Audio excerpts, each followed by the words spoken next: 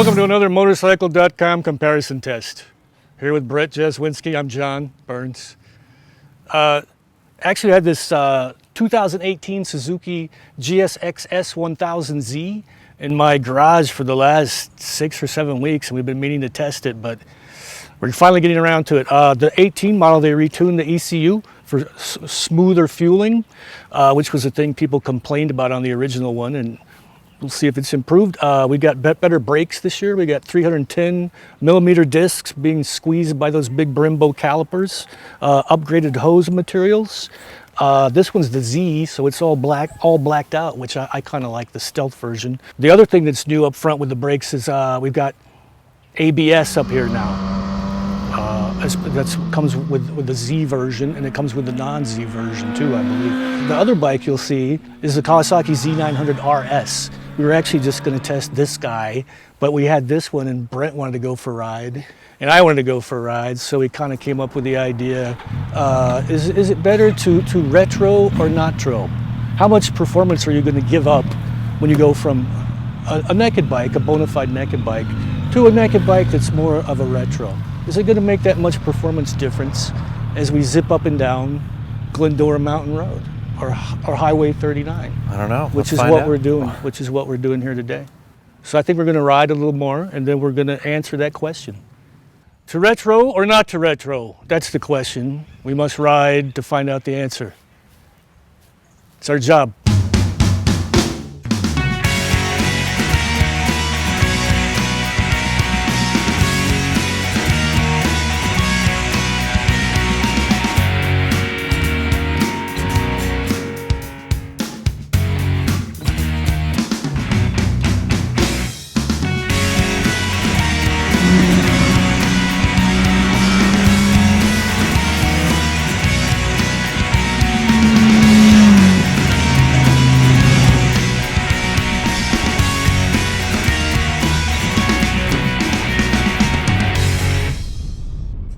So yeah, the Suzuki GSX-S1000 would be a better matchup for the Z900 Kawasaki, but this is the one we had, so we came for a ride.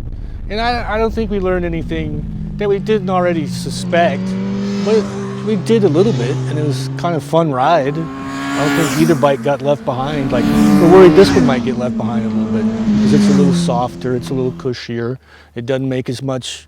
That bike makes 134 peak horsepower on the dynamometer. This one we haven't quite found out, but I think they only claim 125 crank horsepower. Yeah, I'm not sure. I think 111 at the wheel. Yeah, so that's not going to be as much as the Suzuki, but on the curvy roads up here, on the way up to Crystal Cafe, there's not much in it. This thing has pretty good mid-range, huh?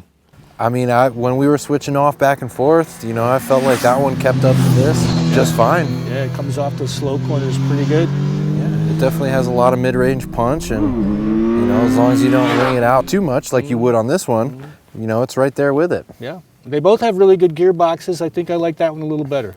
I do too. It shifts a little better. Suzuki has always been known to have GSX-R a really nice gearbox. What do we say? This is the 2005 GSX-R-1000 motor in here, rejiggered a little bit, but it's got a great transmission. The brakes on here a little stronger.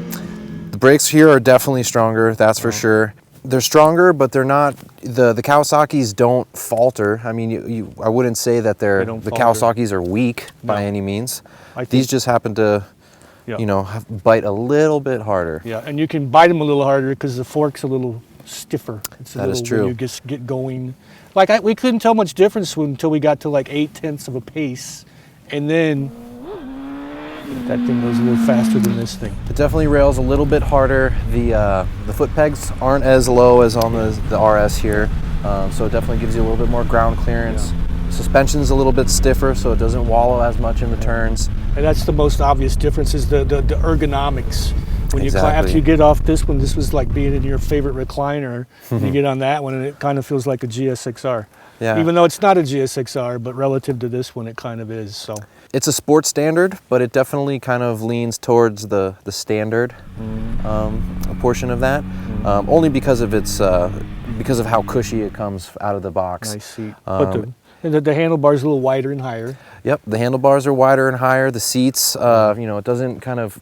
The foot pegs are lower. The foot pegs are lower. The seat is a little bit higher, a little cushier. You just kind of have to squeeze on with your legs a little bit harder is all. But I definitely felt like I could go as fast on the Z900RS as I could on the GSX-S1000Z here. But the one limiting factor I did find myself running into was running into the ground a lot sooner than they would on the GSX. Yeah, I think I could tell at the end when we started picking up the pace a little bit that if you were on here, I could keep up with you on the Suzuki. But if you were on the Suzuki, I couldn't keep up with you when I was on this. Yeah, the Suzuki definitely. I think it's a little shorter of wheelbase, although you have to check the specs to make sure. I think the trail's a little shorter. I think you're a little more compact on the motorcycle and you got more ground clearance, and so you can turn and burn a little quicker on that. Yeah, the ground clearance for sure, and the stiffer suspension meant you could really kind of rail a turn a lot harder than you could on the Z900RS. This is not the lightning round of Masters of the Obvious. We kind of knew that was going to happen, didn't we? But it didn't happen until we got going at a pretty good pace. So that was a surprising thing, that you had to ride pretty hard before the performance differences began to emerge.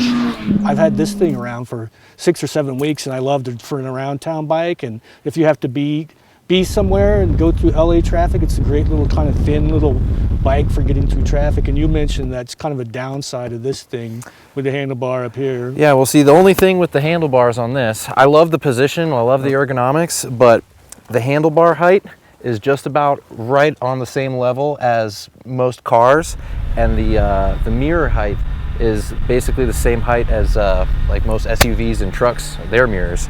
So lane splitting, I mean, it's not bad. You gotta be a little more cautious and thoughtful, but you know, it really didn't slow me down too much. Hopping from one bike to the other, from the GSX to the Z900RS, immediately one of the first things you could feel was the wider handlebars here on the RS, as well as the lower foot pegs. The GSX-1000's foot pegs were definitely, I don't know if the seat's lower or if the pegs are higher or a combination of the both, but you're much more compact on here.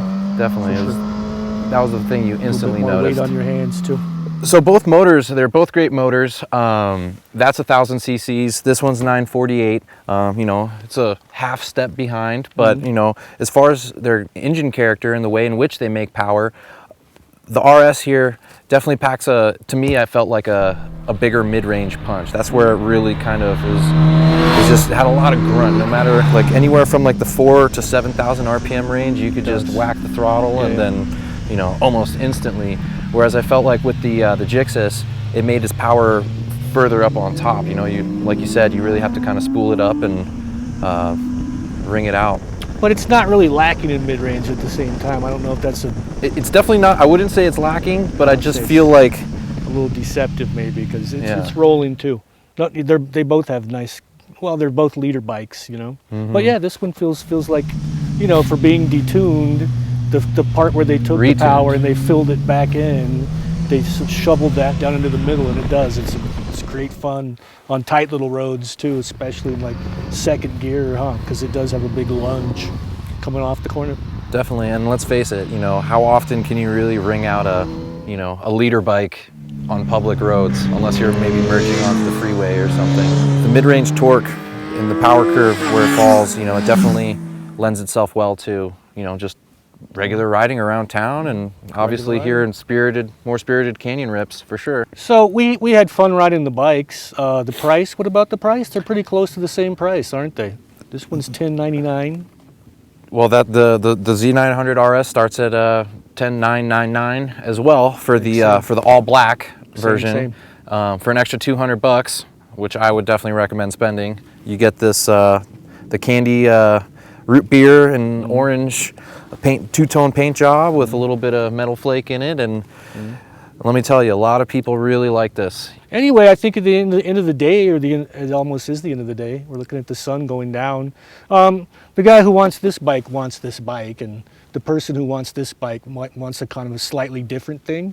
If you want to be Valentino Rossi, maybe you want to get one of these and learn on it. If you want to be Graziano Rossi, you might want something like this. But because yeah, I mean this thing is beautiful, the paint and everything we talked about before. The double wall headers are still nice and shiny, and even though it's months old and has gotten dirty and clean, yeah, it's a real pretty bike.